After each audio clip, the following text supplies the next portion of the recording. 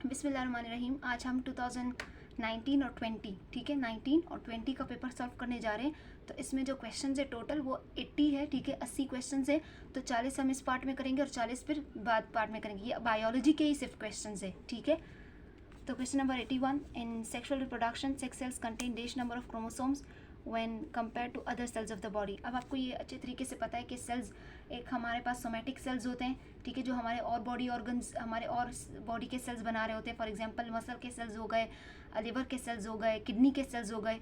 कौन से बताया मैंने? दो cells, somatic cells and sex cells, ठीक है। तो सोमेटिक सेल्स हमारे बॉडी के कौन से सेल्स बना रहे? फॉर एग्जांपल मसल, लिवर,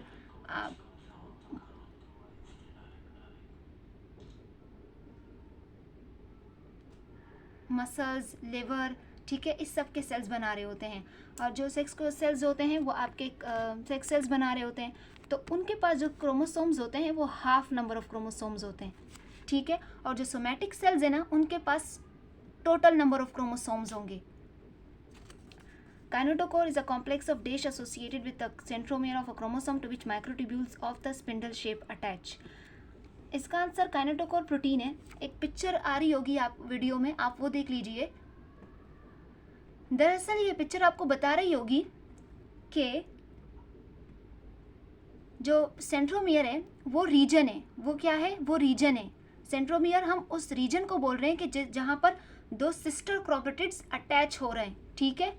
दो सिस्टर क्रोमेटिड्स यानी एक क्रोमोसोम के जो दो सिस्टर क्रोमेटिड्स हैं, आप ऐसे समझ लीजिए कि पिक्चर आप देख लीजिए, उसके बाद ये समझिए।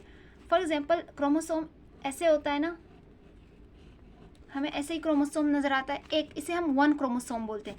ये बना होता है टू सिस्टर क्रोमेटिड्स से, ठीक है। तो जब ये दो सिस्टर क्रोमेटिड्स अटैच होते हैं, फॉर एग्जांपल अब अगर मैं इन दो सिस्टर क्रोमेटिड्स को अटैच कर दूं, तो ये जो रीजन है ये हो गया आपका सेंट्रोमियर, ठीक है। ये क्या हो गया आपका? सेंट्रोमियर। यानी इस सिस्टर क्रोमेटिड की ये वाली जगह और इस सिस्टर क्रोमेटिड की ये वाली जगह, इस रीजन को, यानी क्रोमोसोम का वो रीजन जहाँ पर ये दो सिस्टर क्रोमेटिड्स अटैच हो रहे हैं, उसको हम सेंट्रोमियर बोल रहे हैं। क्लियर? और काइनेटोकोर क्या है? काइनेटोकोर क्या है? ये जो है इसी सेंट्रोमियर पर एक प्रोटीन, हमने एक प्रोटीन, अल्लाह ताला ने एक प्रोटीन लगाया हुआ है। किस लिए? यहाँ पर स्पिंडल फाइबर्स अटैच होने के लिए, ठीक है। क्योंकि सेंट्रोमियर कोई प्रोटीन और कुछ भी नहीं है। सेंट्रोमियर तो बस हम उस जगह को बोल रहे हैं कि जहाँ पर ये दोनों सिस्टर क्रोमेटिड्स अटैच हो रहे हैं। फिर स्पिंडल फाइबर्स को अटैच करवाने के लिए इन्हीं क्रोमोसोम से अल्लाह ताला ने काइनेटोकोर, एक कॉम्प्लेक्स बनाया हुआ है, प्रोटीन कॉम्प्लेक्स, जिसे हम काइनेटोकोर बोल रहे हैं। और इसी कॉम्प्लेक्स से जो है स्पिंडल फाइबर अटैच होते हैं, ठीक है, ठीक है। आई होप क्लियर हो गया होगा। Question number 83, pituitary gland release dash hormones and dash while ovaries produce oestrogen and progesterone, ठीक है। अब पिट्यूटरी ग्लैंड ना, इसे हम मास्टर ग्लैंड भी बोलते हैं, लार्जेस्ट ग्लैंड भी बोलते हैं। इससे बहुत सारा हार्मोन रिलीज होते हैं। और पिक्चर आ रही होगी, कौन कौन से हार्मोन रिलीज होते हैं वो मैंने दी होगी कि कौन कौन से हार्मोन रिलीज हो रहे हैं। ये सारे हार्मोन पिट्यूटरी ग्लैंड से रिलीज हो रहे हैं। अगर आप देख रहे हो तो आपने देखा होगा पिट्यूटरी ग्लैंड से सारे stimulating hormones, thyroid gland stimulating hormone, adrenocorticoid stimulating hormone, growth hormone जिसे हम सोमेटोट्रोपिक हार्मोन भी बोल रहे हैं, ठीक है, सारे स्टिमुलेटिंग हार्मोन निकल रहे हैं। यानी जैसे कि thyroid gland stimulating hormone, thyroid gland के पास जाएगा तो थायराइड ग्लैंड अपने हार्मोन्स निकालेगा, ठीक है। यानी ये जो पिट्यूटरी ग्लैंड है, ये सारे जितने और ग्लैंड्स हैं उनको स्टिमुलेट, उनको एक्टिवेट करवाने के लिए पिट्यूटरी ग्लैंड है, ठीक है।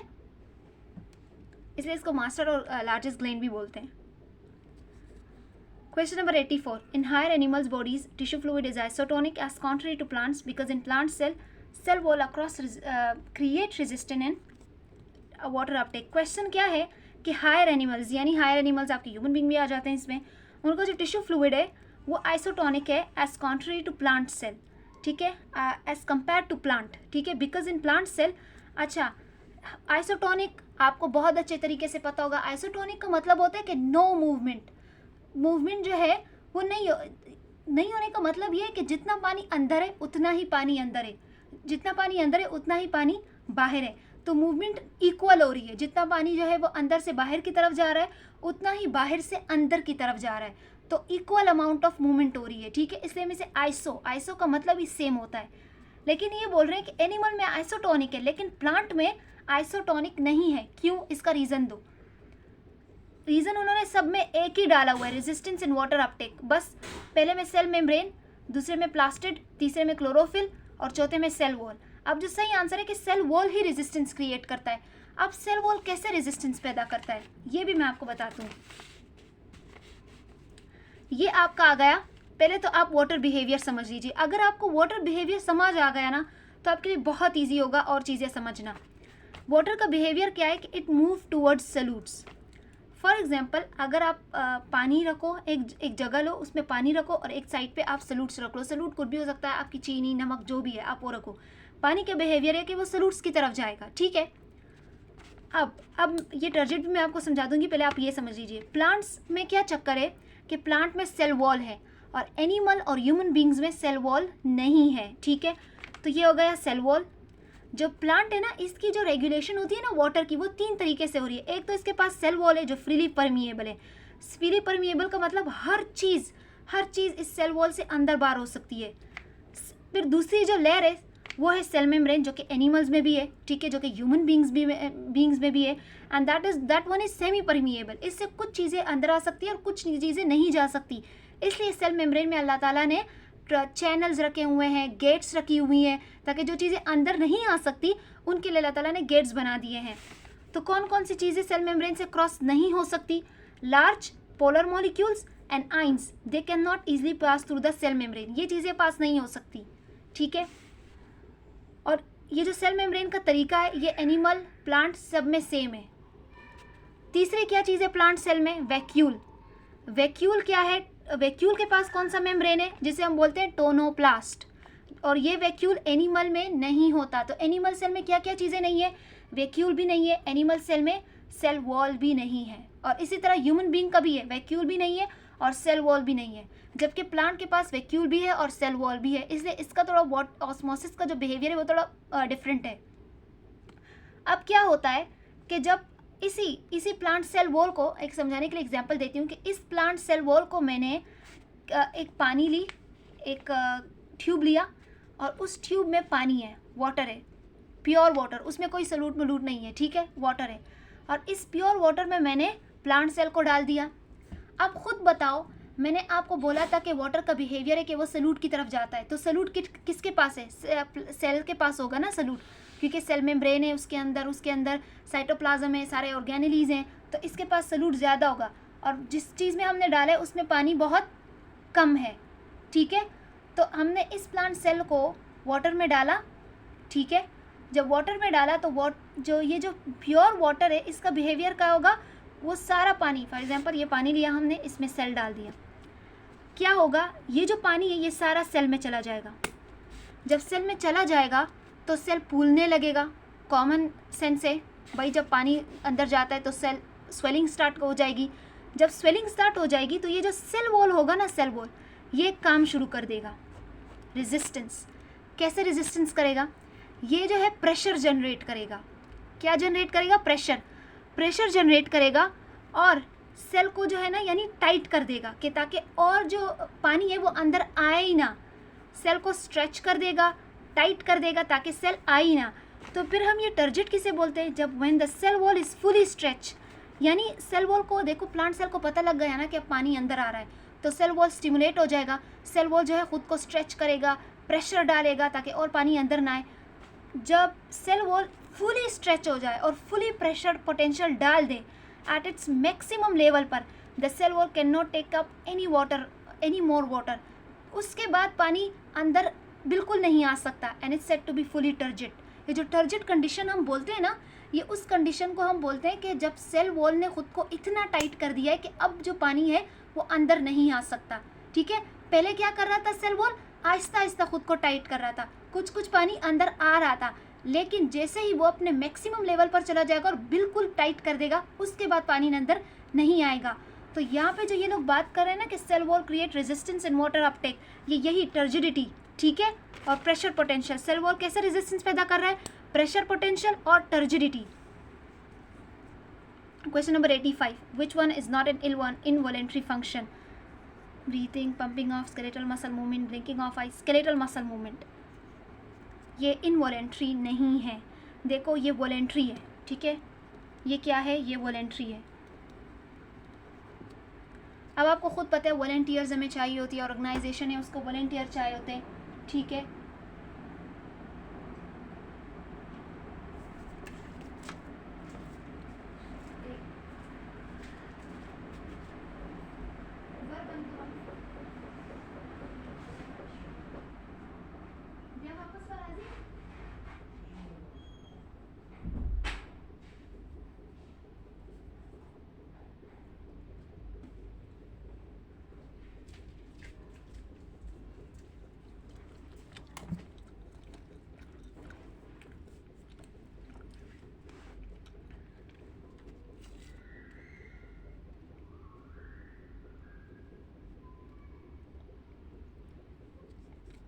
अच्छा, देखो वॉलेंटियर्स हमें चाहिए होते हैं ना ऑर्गेनाइजेशन में।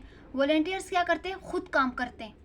तो अब देखो ना, स्केलेटल मसल मूवमेंट खुद हम कर रहे हैं, खुद हम अपने स्केलेटन्स को मूव करवा रहे हैं जिससे उसके मसल्स मूव कर रहे हैं। In gametogenesis which result in product is non functional. Spermatogonia, oogonia नहीं, पोलर बॉडी। पोलर बॉडी जो है वो नॉन फंक्शनल है। Question number 87, the passageway of the respiratory system are lined by mucus secreting cells called goblet cells। यानी इसका सवाल का मतलब ये है कि हमारे रेस्पिरेटरी सिस्टम में म्यूकस की लाइनिंग हुई है, ठीक है। म्यूकस की लाइनिंग इसलिए हुई है क्योंकि उसमें एंटीबॉडी ए है, और एंटीबॉडी ए का क्या काम है, पैथोजन जब आते हैं म्यूकस लेयर में तो उसको वो किल कर देता है, ठीक है। तो ये म्यूकस सिक्रीट कौन कर रहा है, गॉबलेट सेल्स सिक्रीट कर रहे हैं, clear. 88, virus can only survive, ये आपको पता होना चाहिए कि म्यूकस में आपको पता है ना, एंटीबॉडी 5 किस्म की होती है। तो इसमें एंटीबॉडी ए होती है म्यूकस में, जो कि हमें प्रोटेक्ट कर रही होती है। और एंटीबॉडीज़ का एक ट्रिक भी है जिसे हम याद करते हैं, गेम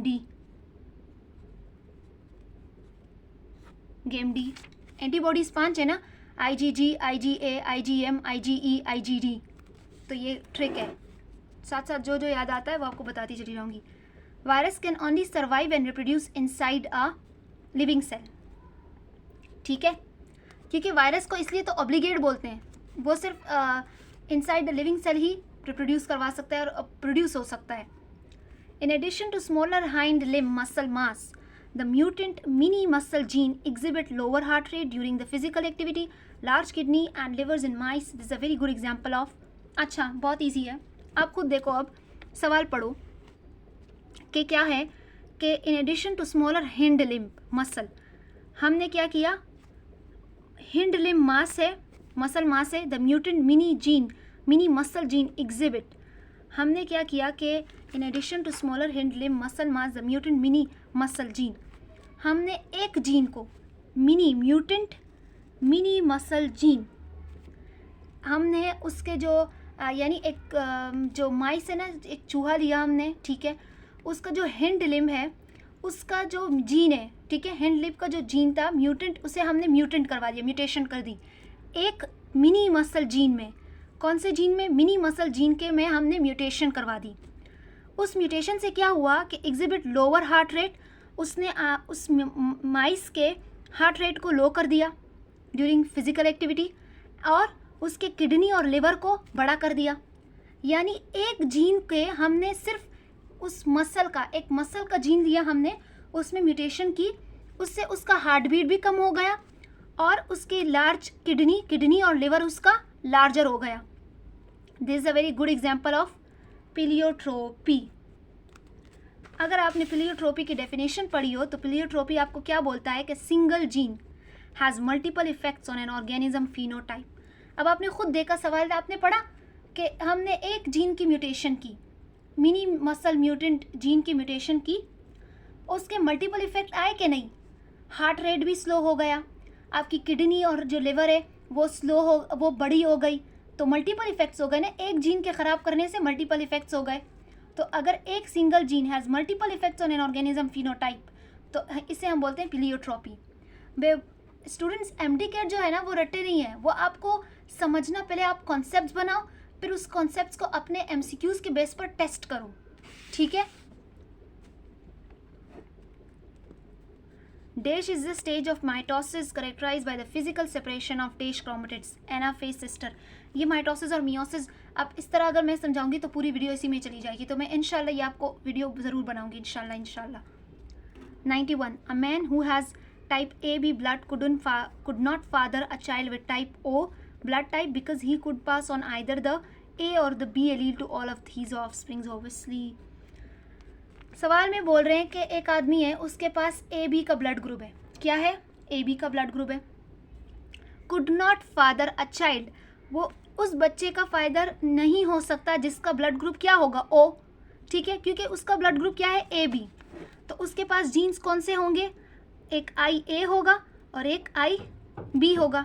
3 जीन्स होते हैं ना असल में, ये वाला 3 जीन्स होते हैं ब्लड ग्रुप के लिए, एक IA, IB एंड I। असल में क्या होता है, ये 3 जीन्स नहीं होते, ये 2 जीन्स ही होते हैं। ठीक है, लेकिन अगर आप अपने टीचर को बोलोगे तो आपको शायद पीट दे, ऐसा मत बोलिएगा। दरअसल ये होते हैं 2 जीन्स, IA और IB। ठीक है, जब आप MBBS के लेवल पर आएंगे तो आपको टीचर्स पे यही कहेंगे कि असल में ये होते हैं 2 जीन्स। ये जो तीसरा जीन बन जाता है ये इसलिए बन जाता है क्योंकि A और B का एंटीजन नहीं आता इस जीन पर। ठीक है, तो ये जो होता है नॉन फंक्शनल जीन होता है, ये ना तो A एक्सप्रेस कर लेता है और ना ही B एक्सप्रेस करता है। ठीक है, तो ये खाली होता है। तो अब खुद बताओ कि जो आदमी है उसके पास ये 2 जीन्स है, IA और IB, तो वो O तो नहीं दे सकता ना, ऐसा चाइल्ड उसका हो ही नहीं सकता कि उसके पास O ब्लड हो। वो तो या IA पास करवा सकता है अपने बच्चों को या IB। ठीक है,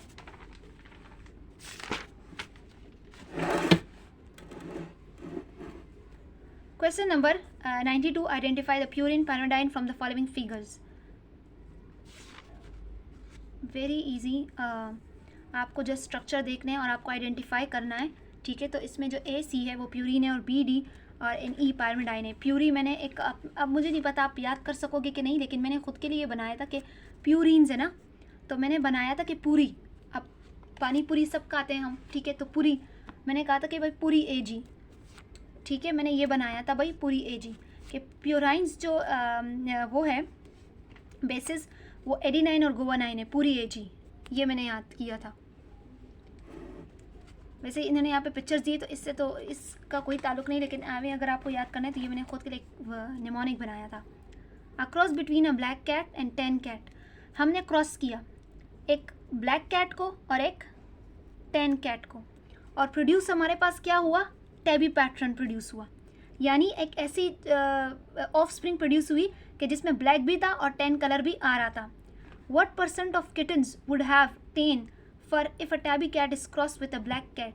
अच्छा, हमारे पास कितने किटन्स होंगे टर्न फर वाले अगर हम टैबी कैट को क्रॉस कर दें ब्लैक कैट के साथ? क्या है? अगर हम टैबी, सवाल क्या है, छोड़ो ऊपर की कहानी, सवाल क्या है कि जब हम टैबी कैट को ब्लैक कैट के साथ क्रॉस करवाएंगे तो 10 टर्न फर आएगा? 0% नहीं आएगा भाई, आप क्रॉसिंग टैबी कैट और ब्लैक की करवा रहे हो। ठीक है, शायद उसके जो वो हो क्रॉस लिंकिंग हो जाए तब आ सकता है। 94, which factor decide what type of variation should be flourish and pass on into the next generation? Environment, ये आपका इन्वायरमेंट डिसाइड करता है।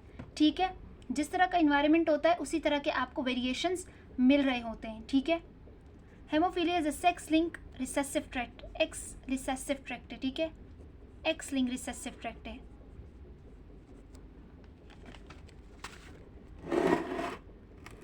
Question number 96, which of the following is a type of cell division that plays an important role in evolution? Meiosis। क्योंकि जो meiosis है वो सिर्फ sex cells में होती है, माइटोसिस होती है सोमैटिक सेल्स में, meiosis होती है सेक्स सेल्स, माइटोसिस होती है सोमैटिक सेल्स के लिए। ठीक है, तो इवोल्यूशन हमारे सेक्स सेल से ही आते हैं क्योंकि जीन्स होते हैं सेक्स सेल्स में, जिससे आपका यानी प्रोडक्शन ही आगे जो ऑर्गेनिज्म बन रहा होता है वो जो DNA है वो हमें मियोसिस ही प्रोवाइड कर रहा होता है। ठीक है, question number 97, the D and D allele are use for lighter and darker skin colour. ठीक है, एक 2 जीन्स है, 2 एलील्स ही हैं, एक लाइटर के लिए एक डार्क स्किन के लिए। By keeping in view the inheritance patterns of skin colour, inheritance pattern of skin colour क्या है? पॉलीजेनिक, यानी multiple genes. In human beings choose which combination is showing medium skin colour from the following pictures. अब आप खुद देखो कि जो skin colour का इनहेरिटेंस है वो पॉलीजेनिक है, यानी हमारे जो स्किन कलर होता है इसमें मल्टीपल जीन्स इन्वॉल्व होते हैं आगे इसी इनहेरिटेंस को पास करने के लिए। तो हम ऑप्शंस पर आते हैं। ऑप्शन ए है कॉलम ए, यानी ये रहा कॉलम ए, ठीक है, column A, sorry column A ये वाला। तो option C, column C. Option जो सी है रो बी, ये रो बी, और रो सी। तो हम ऑप्शंस की तरह देखेंगे, पूरे डब्बों के देखेंगे तो कंफ्यूज हो जाएंगे। तो कॉलम ए, ये रहा कॉलम ए, ये वाला, ठीक है। देखो ये हमें देगा लाइटर कलर, क्योंकि दोनों जीन्स जो है वो लाइटर है, इसमें सारे लाइटर वाले जीन्स है। तो हमें तो हमें क्या चाहिए, हमें चाहिए मीडियम स्किन कलर। ऐसा कॉम्बिनेशन हमें बताना है कि जो हमें मीडियम स्किन कलर दे। तो अगर आप कॉलम ए को देखो तो आप खुद देखो इसमें सारे लाइटर जीन्स वाले एलील्स हैं, तो इससे हमें मीडियम कलर नहीं मिलेगा, लाइटर, बहुत लाइटर मिलेगा। तो ये ऑप्शन गलत हो गया। कॉलम सी, अब आते कॉलम सी पर, ये वाला सही है। एक ये कॉम्बिनेशन हो गई, पूरी ये कॉम्बिनेशन अगर हम देखें तो इसमें हमें तीनों मिल रहे हैं, लाइटर भी मिल रहे हैं और डार्कर भी मिल रहे हैं और इक्वल मिल रहे हैं। तो ये हमें दे सकता है मीडियम कलर। चलो आगे देखते हैं। रो बी, ये रहा रो बी, ठीक है, रो बी है, रो ऐसे होता है। तो चलो लाइटर, ये भी, ये डार्कर और ये भी हमें डार्कर देगा। तो अगर इसमें हम देखें तो इसमें ना आपका लाइटर कलर शायद डोमिनेंट हो जाए, क्योंकि आप देखो छोटा डी छोटा डी छोटा डी छोटा डी, फिर दोबारा छोटा डी, ठीक है। तो 4 6 5 6, तो इसमें शायद लाइट कलर जो है ना वो डोमिनेंट हो जाए। रो सी ये रहा आपका, ये भी नहीं है, ये आपको मीडियम कलर दे ही नहीं सकता। आप खुद देखो, ये देखो लाइटर, ये कॉम्बिनेशन आपको दे रहा है लाइटर, ये भी लाइटर, ये भी लाइटर, और ये कॉम्बिनेशन आपको देगा डार्कर, ये देगा आपको डार्कर। तो बराबर नहीं हो रहे, आपका जो लाइटर कॉम्बिनेशन है वो हैवी हो जाएगा, यानी वो उस पर डोमिनेंट हो जाएगा। तो कॉलम सी मुझे थोड़ा सही लगा था, कॉलम सी इसका आंसर है, ठीक है। कॉलम सी में क्या चक्कर है कि आपको डार्कर जीन्स भी मिल रहे हैं और आपको लाइटर जीन्स इक्वली मिल रहे हैं, ठीक है।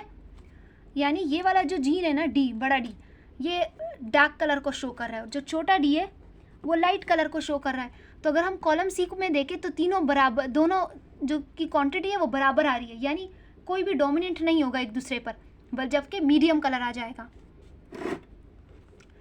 बहुत स्ट्रेसिंग है। 98, there existed 2 varieties of female fresh water molluscs. There exist 2 varieties of female freshwater molluscus in which some were streamlined and some had high bulge.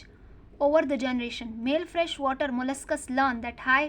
अच्छा शुरू से समझते हैं कि there existed 2 varieties of female freshwater molluscus, यानी हमारे पास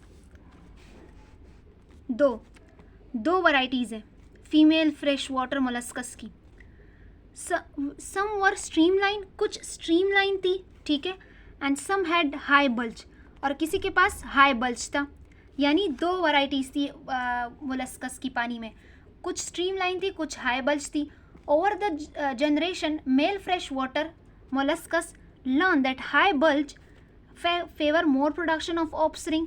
यानी male fresh waters को पता लगा कि जो हाई बल्ज वाली है ना, ये इनसे ऑफस्प्रिंग की प्रोडक्शन ज़्यादा हो रही है, ठीक है। सो दे स्टार्टेड सब preferring to mate with female having high bulge. तो देखो 2 किस्म की फीमेल मोलस्कस थी, एक स्ट्रीमलाइन वाली और एक हाई बल्ज वाली। फिर मेल मोलस्कस को पता लगा कि हमारे जो ऑफस्प्रिंग ज़्यादा पैदा हो रहे वो हाई बल्ज वालों के साथ हो रहे, तो उन्होंने प्रेफर किया कि हम मैटिंग करेंगे हाई बल्ज वाली मोलस्कस के साथ।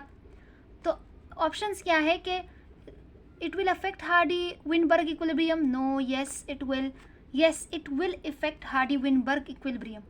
ये अगर, और ये पता है नेचुरल सिलेक्शन हो रही है, अगर आपने हिंड-विलबर्ग पढ़ा हो तो ये आपके लिए कुछ भी नहीं है, ठीक है। It's a very easy question, और हार्डी-विलबर्ग कुछ इतना मुश्किल है भी नहीं। अब आप इधर देखो कि हार्डी-विनबर्ग लॉ किस लिए था। ये 2 बंदों ने दिया था, एक इंग्लिश मैथमेटिशियन था G.H. हार्डी, एक जर्मन फिजिशियन था W. विनबर्ग, ठीक है। इन दोनों ने क्या थ्योरी दी, इन दोनों ने ये थ्योरी दी कि भाई according to them the frequency of dominant and recessive allele in a population will remain constant, यानी जो एक डोमिनेंट एलील होता है और एक रिसेसिव एलील होता है, तो उन्होंने कहा कि इन दोनों की जो फ्रीक्वेंसी है ना वो कांस्टेंट होती है, ठीक है, दोनों यानी कांस्टेंट है, ना एक ज़्यादा और ना एक कम है, दोनों कांस्टेंट है।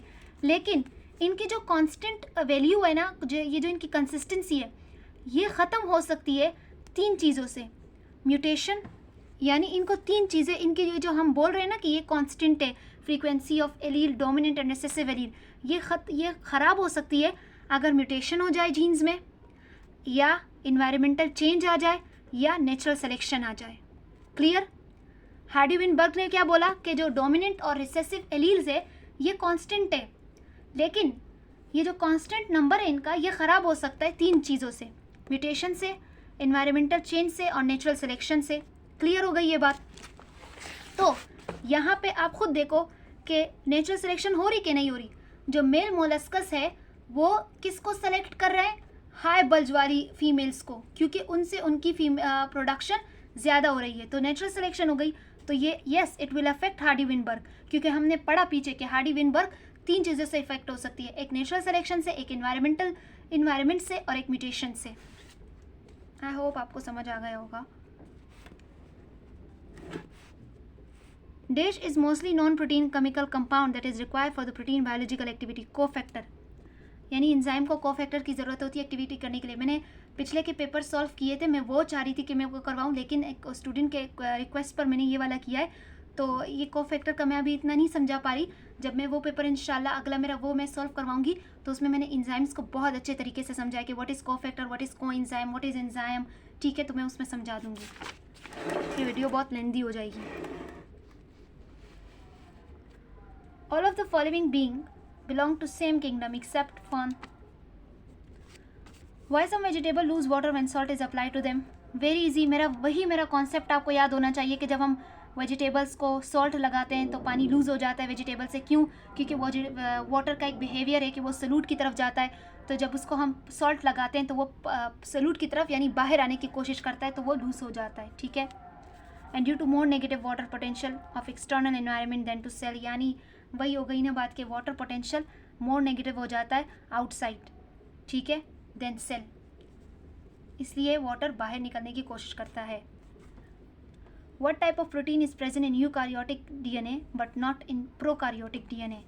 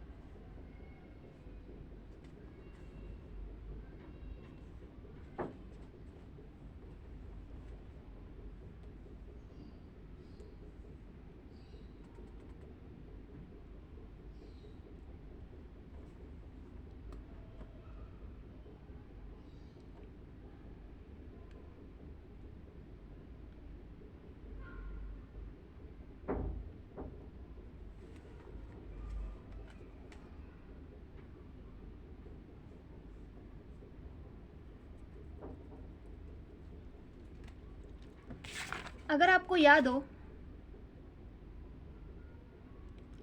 कि हम पढ़ते थे कि वाटर पोटेंशियल क्या है?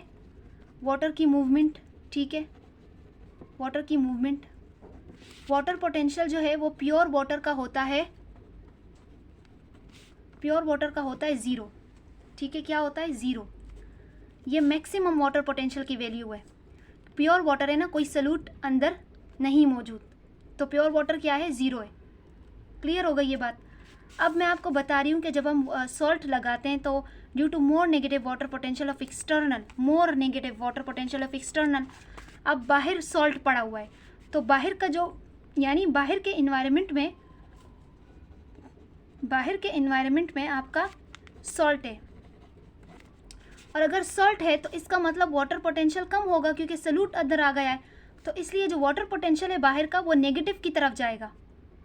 सही है, क्योंकि मैक्सिमम वैल्यू क्या है वाटर पोटेंशियल की 0, तो अगर कम होगी वाटर की पोटेंशियल की वैल्यू तो वो नीचे की तरफ जाएगा, और 0 के नीचे क्या होता है -1 -2 -3। तो अब आपको ये बोल रहे हैं कि जब हम वेजिटेबल्स को सॉल्ट लगाते हैं तो वेजिटेबल का सारा पानी लूज़ हो जाता है। क्यों लूज़ हो जाता है? क्योंकि जो है वाटर का एक बिहेवियर है कि वो सॉल्यूट की तरफ जाता है, और उसका दूसरा रीज़न ये है कि बाहर का जो वाटर पोटेंशियल है वो ज़्यादा नेगेटिव हो गया। वो ज़्यादा नेगेटिव इसलिए हो गया क्योंकि बाहर के इन्वायरमेंट में आपने सॉल्यूट मिला दिया और वाटर पोटेंशियल कम हो गया, और जब वाटर पोटेंशियल कम होता है तो वो मोर नेगेटिव की तरफ जाता है। What type of protein is present in eukaryotic DNA but not in the prokaryotic DNA? Histone proteins.